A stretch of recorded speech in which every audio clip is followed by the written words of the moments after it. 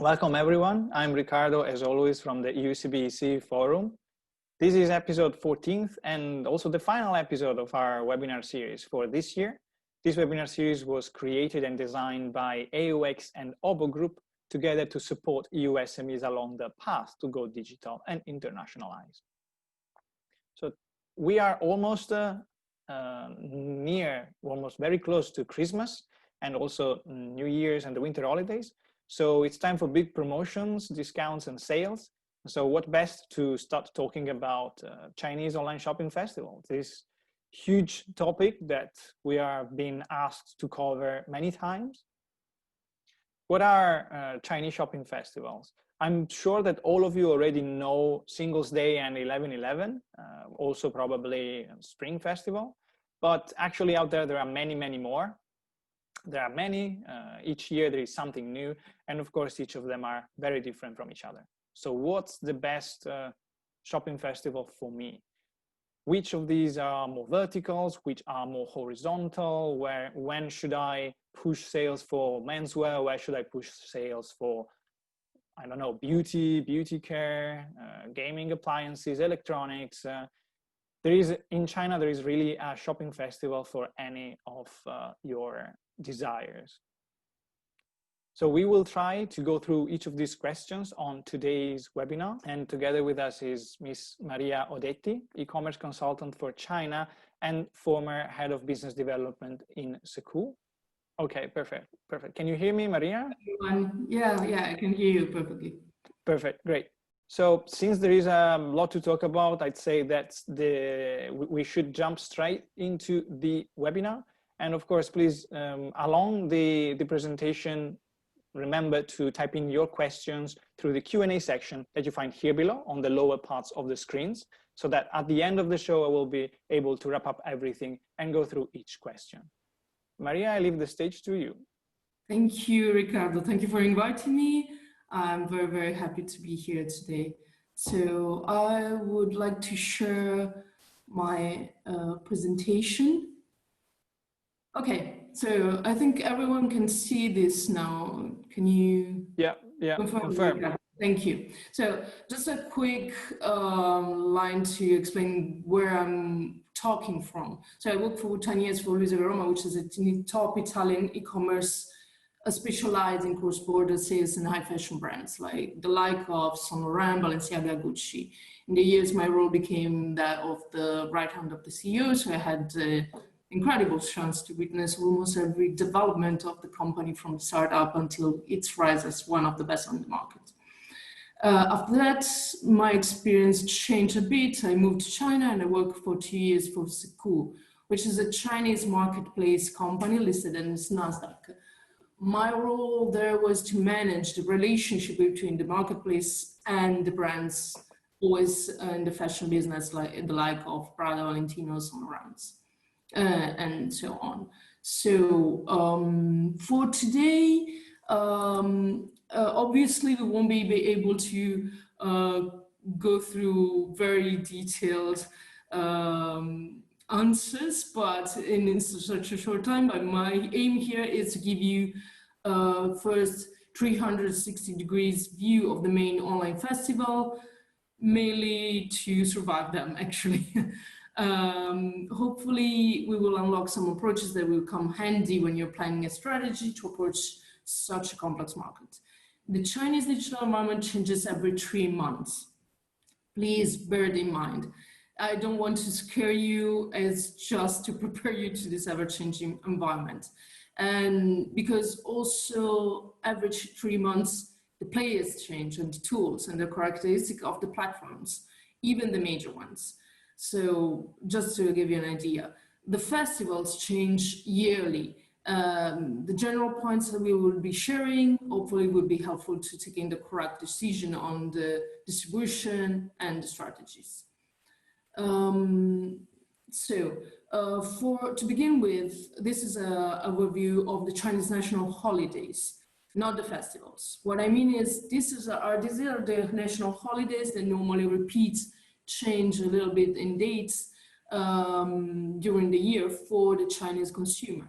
Of course, you all know, well, the New Year's Day is something that we share with them, with the markets, but the Spring Festival is very typical Chinese, and it's changing depending on the lunar year. The Qingming Festival is very felt in China. We should keep it in mind, because we will see that the festivals kind of mimic the Chinese national holidays, but it's not like that they are exclusively taking that into consideration. So you will have this presentation, so I won't go in details on each one of them, so you can check them. This is the public holiday calendar in 2021. Please take into consideration that the Chinese government fixed the Chinese holidays, and it will issue the official calendar at the end of December. So this is the Chinese online festival calendar. You will see it's in the green dates are the ones that interested us. So basically in February, in June, October, and November, they kind of overlap with the holidays. There are basically opportunities for brand and retail trade sales, but also to get in contact with the Chinese consumer. I would say that for us, the main 2 points for today will be June and November. So the festival focuses commercially and also for performances in these 2 points. June being the 6.18 festival, and November being represented by the 11.11. This is a moment to consider what happened in 2020 differently from the previous years. The coronavirus pandemic appears, well, created pent-up spending just after the first 2 months of lockdown, which in China were performed in February and March, basically, because the pandemic was, let's say, publicly displayed on the end of January. The government extended the Chinese festival, the Chinese New Year's holidays for 1 week, and from there on, all the main festivals kind of extended for, let's say, 10 days more than they usually were in the previous years. So what happened is the Spring Festival, so the Chinese New Year, prolonged holidays. So that was also a prolonged expenditure on holidays and online. The 2 following months were a very heavy online shopping experience, not very much linked to the festivals, but still to be considered. The International Women's Day in the 8th of March was also extended by 4 days before the actual date of the festival, because still we were in a lockdown. I was there at that moment, and it was the first festival to experiment properly after the outbreak of the pandemic. We were still in lockdown, but so it was the first festival also to experiment with live streaming. After that, there was June, the 6.18 shopping festival. You will see there's the 1 to 6 in the dark green, is because these days were not as important in 2019 or 2018, but in 2020, these days became to be fundamental in the performance of the 6.18 festival.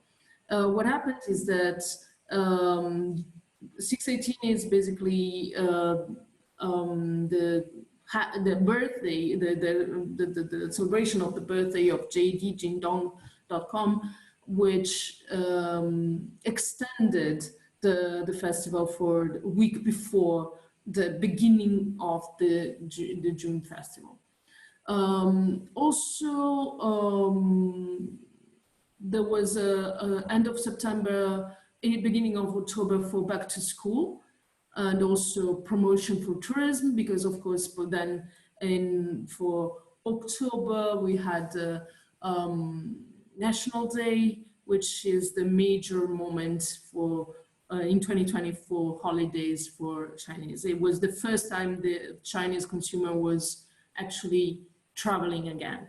And in November, Tmall began to celebrate its 11/11 around the 20th, the 18th, 20th of October. So extending by 2 weeks the festival of the Singles Day. And also the 12/12, which just happened here in December.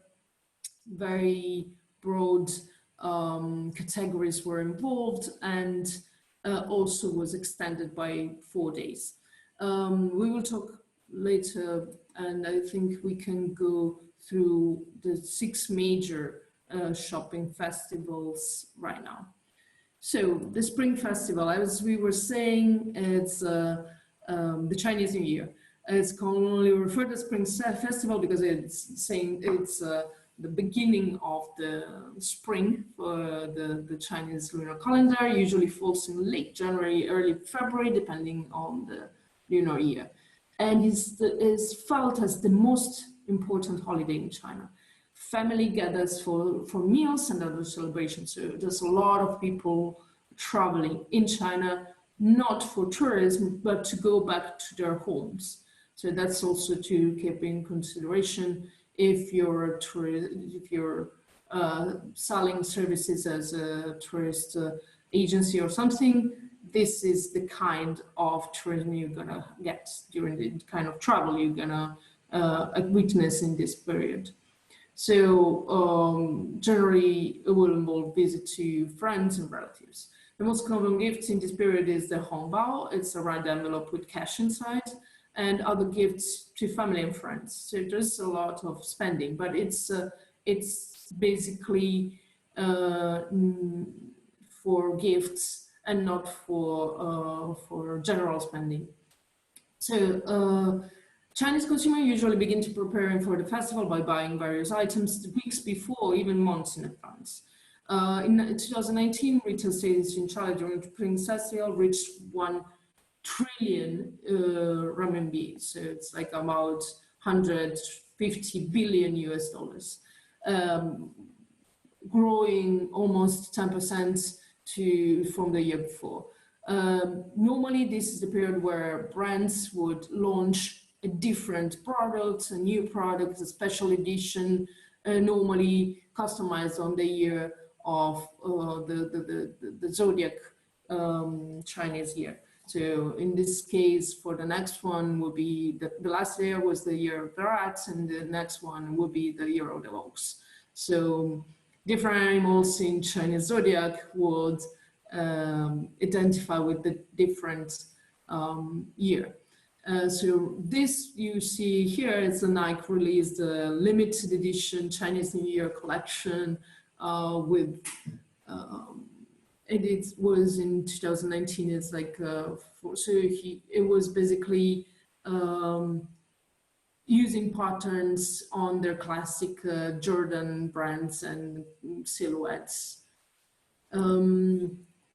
The second one is to mention, definitely to mention, is the 3.8, which is March 8th festival, the Women's Day, of course, dedicated to women, falling on International Women's Day.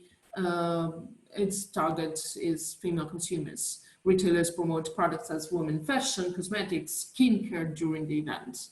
But also you see brands marketing in advance of the shopping festival. So, for example, this Nike Just Do It campaign dedicated to women was launched in February 2019. And the aim was to boost also pre-sales before and then during the festival. As we were saying before, 6/18 is Jingdong's birthday. it lasts now 18 days. So it basically begins to be like a season. It's from 18 days, and then there's a pre-sale, and then there's a post-sale. So basically it's 1 month of festival. It's very, very much offline. So while you're in Shanghai or in Beijing, you would see a lot of offline advertisements in the metro stations, in the streets, videos, LED walls, promoting and pushing the consumption during the 618. It was launched 10 years ago, and it developed into a hugely popular shopping event. Also, other platforms join in, so you will see Tmall. Also, this one here is Dyson, L'Occitane, and Li-Ning promotion for 618 and through Tmall. So the platforms will organize promotions and will organize for their brands to promote through them offline and online. So just to give you an idea, in 2019, JD sales transaction volume during the event reached a record of almost 30 billion US dollars, which was almost 20% year on year. Alibaba does not disclose the total transaction volume, but I would say that more than 100 brands reached more than 14 million US dollars in sales, that including Apple, L'Oreal, Lancome, Adidas, and such. So to this, we go to the 11/11. I think this is the most commonly known festival. It's it's since 2009.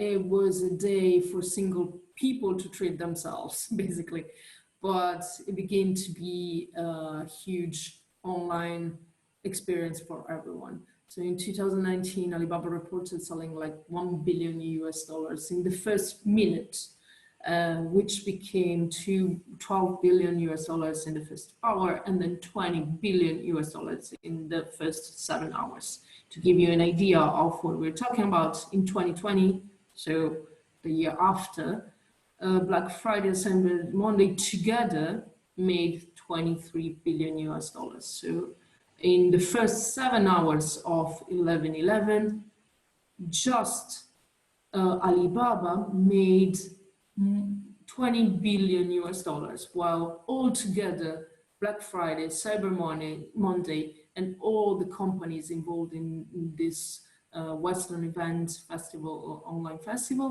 made 23 billion US dollars. So that makes clear that this is never going to be the same again. It's two different animals with two different shapes and sizes already. So gross merchandising volume, just to give you an idea of the growth, but you can find those data online. It's just to give you an idea of the growth. All platforms is in gray, and Tmall is orange. The sale distribution is very, very much towards Tmall, but the others are not to be, ignored. Regarding the overall excitement is that about us as Europeans or as foreign companies, we do have a part on it, as the cross-border e-commerce sales from the 1st of November until the 11/11 are growing, and it's still growing to by almost 50% year on year. Top countries are still always the same, but still are changing. So we have As you can see, we will leave you the presentation afterwards, so you can go through this data by yourself. The niche that I would like to underline are specific, very specialized products coming from abroad. So popular items would see beauty machines from Japan, but new niche we could exploit are, like, for example, the essential oils from Morocco. So very, very specific, very, very easy to promote and to tell about to the Chinese consumer. So there's an opportunity here to be definitely exploited. Then to continue the excursus on the festivals, there's the National Day or Golden Week, which falls on October 1st, celebrates the founding of the Republic of China in 1949. It kicks off a 1-week nationwide holiday called Golden Week, during which hundreds of millions of Chinese people travel and shop, for tourism. During the China's National Day Golden Weeks, total sales of retail and food and beverage are most likely to have good performances. And brands often offer special discounts during National Golden Week. This, for example, is from the 27th of September until the 2nd of October on import food from Korea and Japan, just to give you an idea of the kind of products. The Double 12 Shopping Festival was launched in 2011, so really new with respect to the others, and customers were not satisfied with what they had purchased during Double 11. It lasts now 4 days, but clearly it's expanding. Lazada, which is the Alibaba Amazon in Southeast Asia, is proposing 12 days from the beginning of December until the actual day of the festival of offers. These days are basically vertical on one category. So what happens is that on the 1st of December, you will have promotions on baby garments and stuff and baby products. And the second day, we will have everything about food. And the third day, everything about alcoholic beverages, etc., etc. I'm just giving you an idea.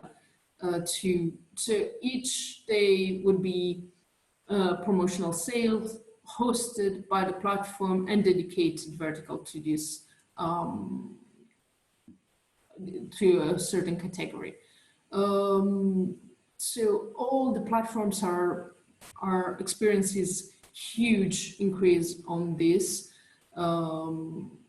dates and offering discounts as always. The Chinese consumer is very, very prone to discounts, but you have to consider that discounts are not perceived as it is they are in Europe. In Europe, if you offer discounts on a product, the consumer and also the brands immediately assume that product is losing value. While in China, the discount is perceived as customer care, is not on the product, is for the customer. That changes a little bit the perception of the discounts in China. To go through all this, I was very, very quick, so Ricardo, tell me if I'm going to use slower. No worries, no worries. We are still within 10:30, so it's okay. Okay. I will just go through some of the highlights I observed during this year. So to give you an idea of where are we going with these festivals. So of course we were saying that some of the festival grow particularly in in South and East Asia or other places. But to be honest, it's a general trend of all the festivals. So the first highlight, I would say, it's the live galas. So for the first time, 4 live galas competed on Chinese TV and channels and streaming platforms on the night of November 10.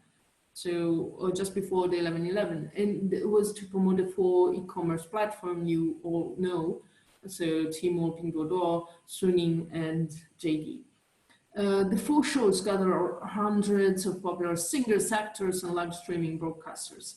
During the shows, discounts, coupons, and red envelopes containing gifts and money were handed out, and the purchase link of goods was pushed through the show. Additionally, at the end of the, some of the shows pushed high-end products like such of mobile phones sold at 1 yuan to attract traffic and audience. So it's all about traffic and all about being able to maintain that traffic during the overall experience. Actually, the live galas, it started earlier, it started later on, so it's 2015, but it's growing up to be really, really huge. Now it features stars that are international. So this picture is from grand finales on Alibaba Singles Day show in 2019, and that's Taylor Swift. So it's a very, very popular pop singer also in the West. But this year, Katy Perry gave her China premiere of new songs in the Tmall Gala. And this is 2018. And Pharrell Williams was on Alibaba Singles Day show. This is to give you an idea of the massive event that is going on. What I need to add here is that it's not only a TV gala, because it goes on the TV, on the app, on the live streaming media. It has become a live streaming event, a huge one. So during the year, you will have live streaming, smaller ones with pushing the sales of a specific product. This one is the live streaming monster of the year. So, and all 4 the major platforms are performing it now. So it's going to be the trend, definitely. Live streaming is definitely a trend. It's no longer an option. Here I just put the first 10 better performing live streamer for the last festivals.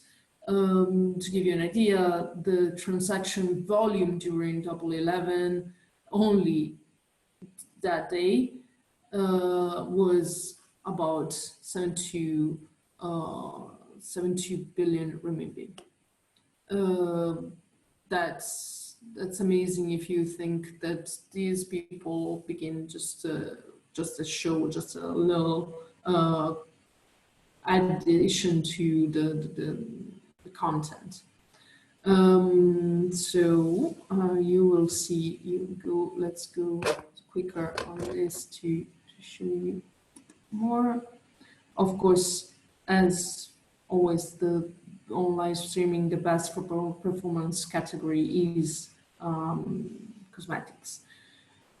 About other trends in the platforms during the fashion show, the festivals, I think we can safely say that new brands participated, and by now it's the growth of small and emerging brands that is getting most of the light spot.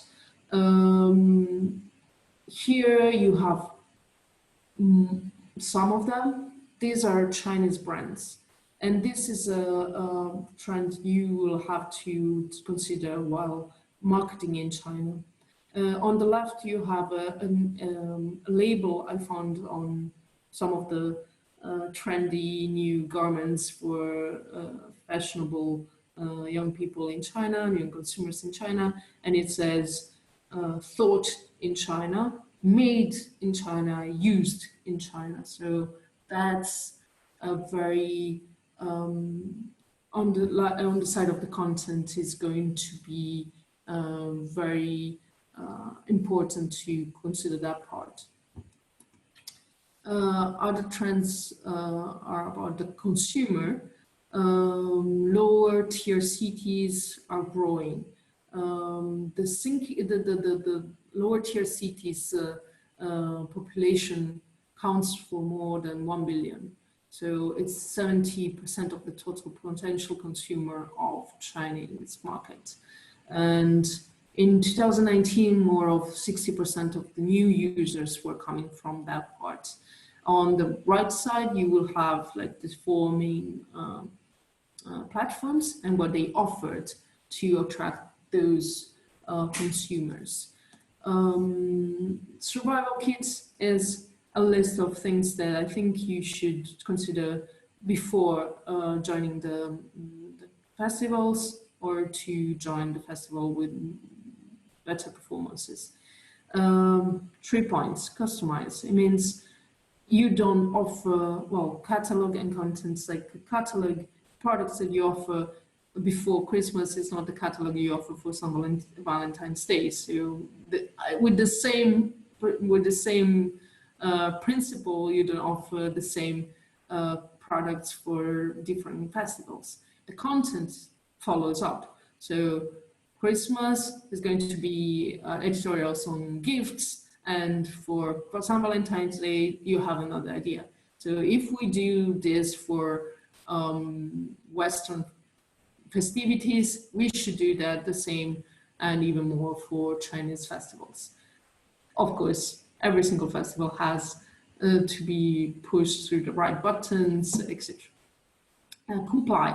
Comply, what I mean is that all the marketplaces are different, but they have guidelines for brands. What I experienced in Seoul was that not all the brands are ready to comply or to meet the request of the marketplaces because they have already invested money in their communication, etc., and they would like to have the same kind of communication they invested for the US or for European countries to be developed and maybe adapt to the Chinese markets or for the Chinese platforms or the marketplaces or the festivals. This doesn't work.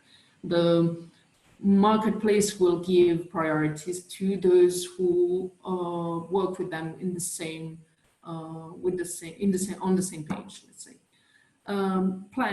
Planning, well, stock order fulfillment, you will actually can duly plan those if you know what are your objectives, sales objective, what are the objective reasonable.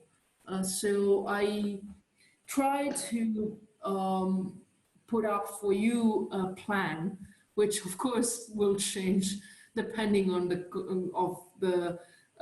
of your presence in China already, in the Chinese market already, whether you're depending on your category, depending on your investments, budgets, etc. But to have a broader idea and to help you understand what we're talking about, if in an optimal situation, is that live stream will have to count for 7 until 20% of your total sales of the year.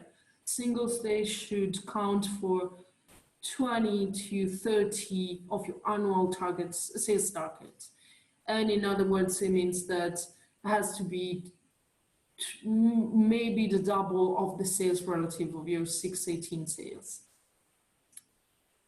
2020 should 12/12 should track at 20 to 25% of 11/11 sales.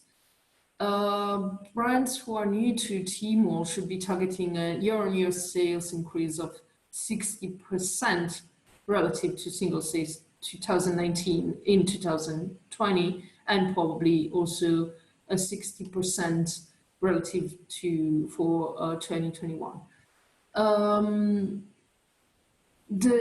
Here also in the growth target, I put you a plus 65 sales in pre-orders. What I mean is that you should aim to pre-order, to perform pre-orders around 60% of total of your sales of 11/11 in pre-orders. What I mean is, sorry for the confusion, is that if you're targeting to sell 100% of sale in 11/11, 65 of this 100% should be made before the 11/11 for a healthy development and growth of your festival. This, I think, would help you to plan for additional fulfillment staff, additional customer service organization, and also for the stock. You don't want to run out of stock during the 11/11, and you also want to have stock enough also to grow for the 12/12 festival. That is, I think it's the best to plan and to not run out of stock or others. Other suggestions to improve the brand performance during festivals is to do not only participate in festival as the first timer, or or let's say, no, it's an all year strategy. It works only, the festival work only if part of a strategy including KOLs, marketing, brand awareness, reputation, consumer attention, all throughout the year, because the festival are an arriving point in that sense. It's not the first action a brand would do, and thinking to have immediate performance, or because there's too much noise basically during these festivals. All the brands are online, all the brands are offering discounts and etc. And viral access is activated, and impulse buying is activated by a long strategy, a long shot strategy. So what I suggest is to look for what is good for your brand. The picture you see here is taken from a 43shop.com, which is not the most famous like e-commerce platform, but is specific for alcohol brands. So maybe you should try to tune the strategy to look for what is better for your category. Then the last tip is your TP is your best friend. To sell on marketplaces, you need a TP. You need a third party, and your third party can help you define the KPIs to help you the planning of the fulfillment, to help control the profit and loss, and give you competitor performance and insights on sale, because also you can check by yourself the sales and reviews of your competitors on Tmall, but it's a long, difficult work if you don't speak Chinese or if you don't have the time to do it. So I think this is something you should consider. The TP must be your best help on that.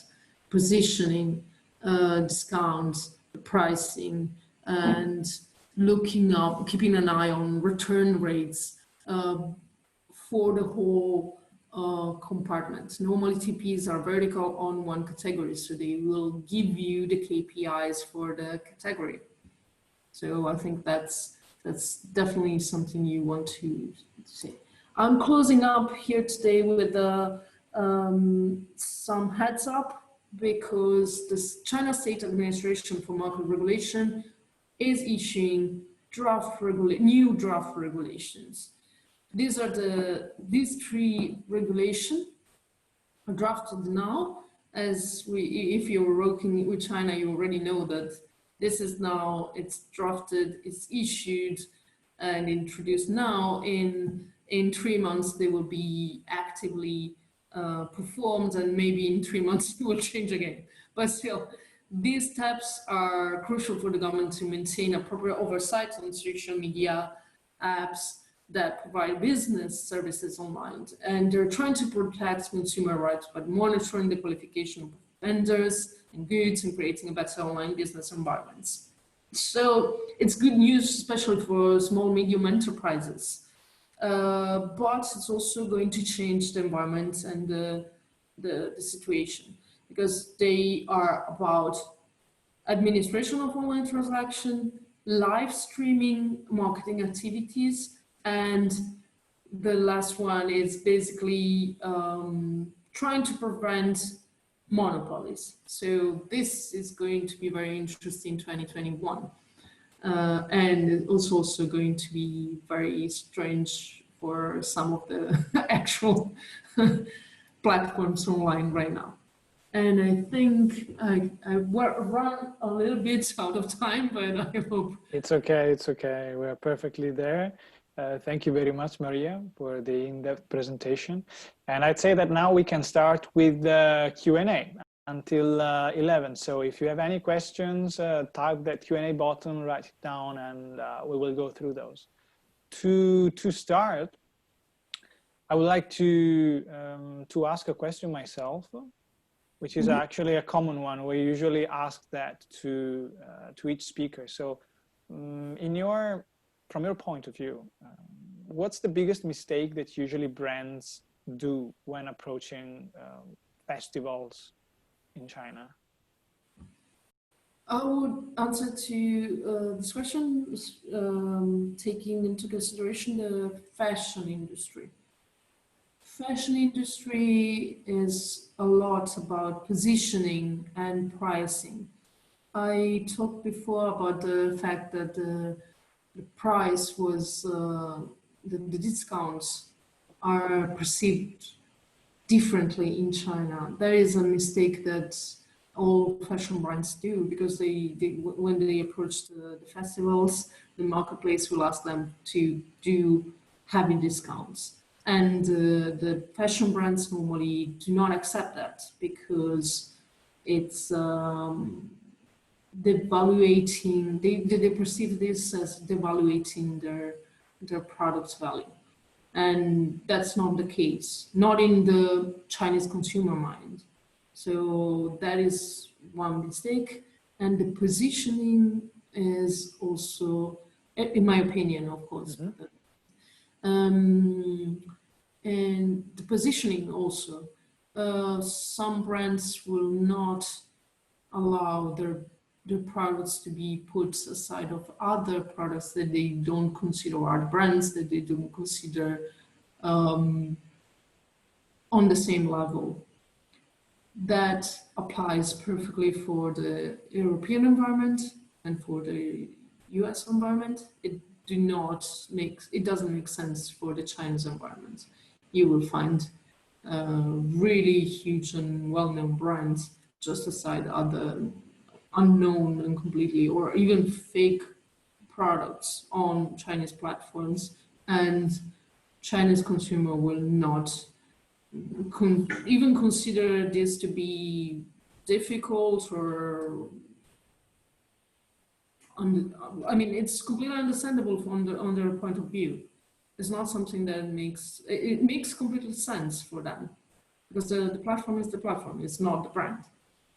So marketing should go on the product sheets more than the maybe the landing pages in that sense. If I don't know if I've been clear with that. Yeah, definitely. So let's go back to the platforms then. You mentioned in your presentation that you always need a third party, a TP, to work with the platforms, being that Alibaba, being that JD, Sekou, whatever.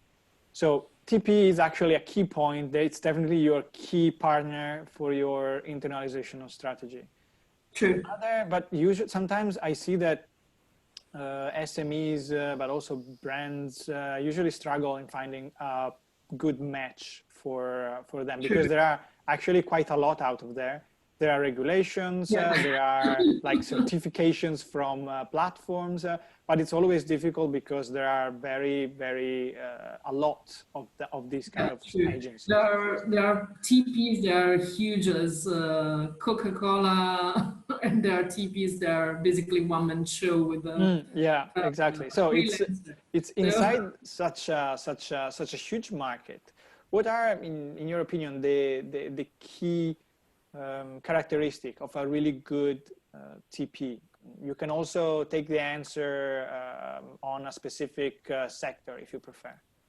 Oh, well, in my opinion, it's the one that you like, the brand find itself more comfortable with.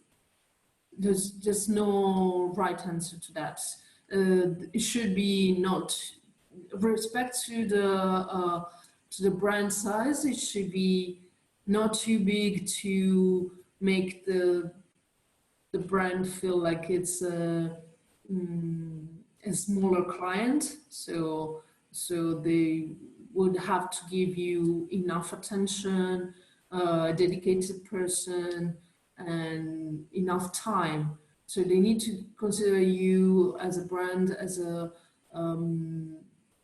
valuable customer. So if the company is too big, you would be, and you're a smaller client, then you will get less attention, less opportunities, less time, less service. And the other thing, it should be already experienced in your category. So there are a lot of TPs specialized in cosmetics, and they would have the link or the relationship already built with the right KOLs, or the company that has the KOL links and experiences. So that's for sure, these 2 points, I would pay more if the company is better fitting with me. So the fit is the best choice. Then what happens is that, yes, Tmall does licensing of, well, they vote and they put stars on they review the TPs. What happens is that other platforms like Sekou or JD, they don't do that, or they do it in a smaller way. My suggestion would be like, try to find one that can work with all the platforms. Okay, so it's always best to find a vertical one specific for your sector, but that has a good network. Exactly. Of course. And one last question from my part, and then if there are, I still don't see questions, but if any of you have, please, this is the right moment to type them in. So let's go to live streaming then, since it's a huge topic. You've said, you have discussed it in depth in the presentation. So from your point of view, again, is there, how should brands work with KOLs in China? It is difficult, it is easy, it's always best to go for a web agency, a multi-channel network. So what I see now as a new trend is the micro KOL developing. So the strategy was before to have one ambassador of your brand performing the whole live streaming or covering all the live streaming presence and advertising. What is happening now is that those ones are becoming superstars and becoming very, very expensive. So what I see coming in the next months is for brands to work maybe with the same amount of money, but with a number of, let's say, smaller in terms of volume of KOLs. Because what happens is that they will reach better and reach a more capillary public. The audience is different, it's going to work better. And still very good quality, still very difficult to find the right KOLs, even if you're maybe contracting 60 of them instead of one. And so, yes, I think agency is going to be fundamental, paramount to find the right ones and to manage all of them and to perform the right content, to convey the right content to the public, to the audience. Clear, perfect. So basically, yeah, you perceived some kind of, it's more a matter now of playing with quantity with the KOLs rather than going straight for just the big internet stars there in China. Well, there are big internet stars, but also just the level lower, the lower level of the internet stars is very well developed and sophisticated enough. So what happens is that there are so many KOLs right now active in China that you can actually outgrow your performance with one superstar KOL using 15 medium stars KOL. So yes, I would say this is going to be 2021 trend. Perfect. So I'd say let's wait 1 more minute for any question from the audience, and then I'd say we kill them all. We can close. Working with China is always quite it's complex for Europeans because sometimes small SMEs don't know what they are betting on. Sometimes they spend lavishly on TPs that they actually don't know enough. It's kind of complicated, especially for brands that are not that well known in China. No, especially those ones are the most the one that find most difficulties, because normally what happens is that they begin to work with a marketplace and they're investing and they're struggling with the investments because it's not cheap. But normally the break-even point will come in 2 years. 2 years, maybe 3 years, depending on the category, depending on of course on the target, on the category, because of course different categories have different margins. But that's also very, very complicated to convey to the brands. It's not a one-shot. It's not a hobby. China is not a hobby. Yeah, exactly. You need to nurture it. It's like a passion. Yeah. You have to have a plan for it, and the plan has to. And the commitment necessary for that. Definitely. And the commitment is going to be long. So even though they're very, very quick in performing and executing projects in China, the commitment for a successful China project would be like 3 years at least of the same kind of investment. So it's not cheap. And I would say, for example, for a beginner company, I don't mean to scare anyone. Of course, everything is going to be, well, you can do everything with any price in China, but reasonable investment for first year would be like 100K euros for social networks, marketing, marketplaces, etc. Considering that you have to pay a TP and considering that you have to have discounts.